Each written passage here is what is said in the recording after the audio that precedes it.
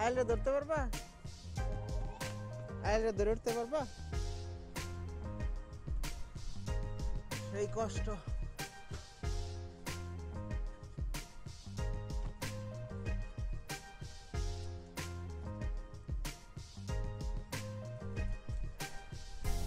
ছবি তুলবা?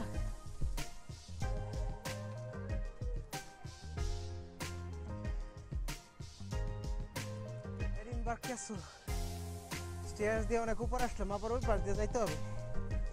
আসো, ওই পাশ দিয়ে গিয়ে আবার মনে স্টেপস থাকতে পারে।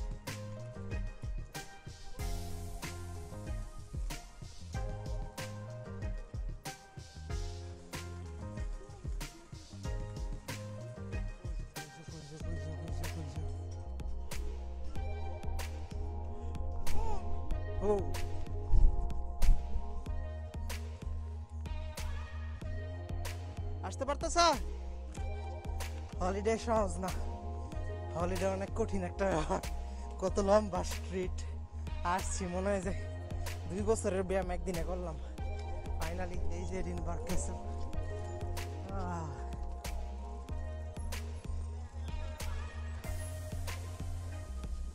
আসো,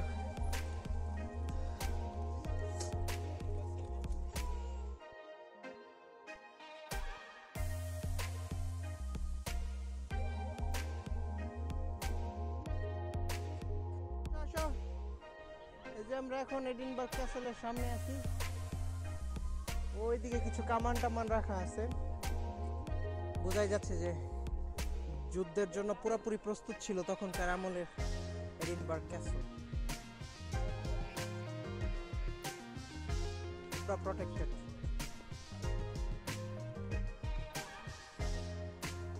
ওই ক্যাসলের ভিতরে 1925 সালে মনে হয় এটা প্রতিষ্ঠিত হয়েছে। কিন্তু আমার কথা হলো গিয়ে, এটা বানাইতে কত কষ্ট হয়েছে আমাদের। এখান থেকে উপরে উঠতে মানে জীবনটা শেষ। আর এটা প্রত্যেকটা স্টোন, প্রত্যেকটা জিনিস ওই সময় বানাইছে, মানে তুইলা তুইলা নিয়ে এখানে বসাইছে। কত কষ্ট হয়েছে চিন্তা করো। আল্লাহ রে আল্লাহ, এত উপরে পাহাড়ের উপরে এখানে হাতে হাতে এগুলো পেইন্ট করতে পারে। আসো আসো,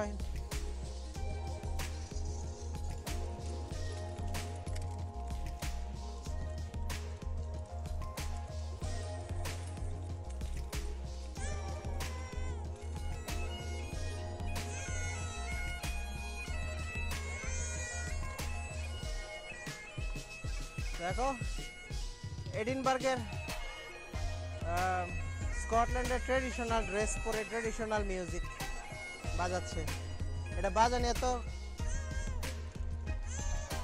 ওকে ওকে ওকে বাবা, ওকে ওকে ওকে ওকে ওকে। এই যে দেখো স্কটল্যান্ডের পতাকা দিয়ে, এটা কি আসলে আমি নিজেও জানি না, কাছে গেলে বুঝতে পারবো।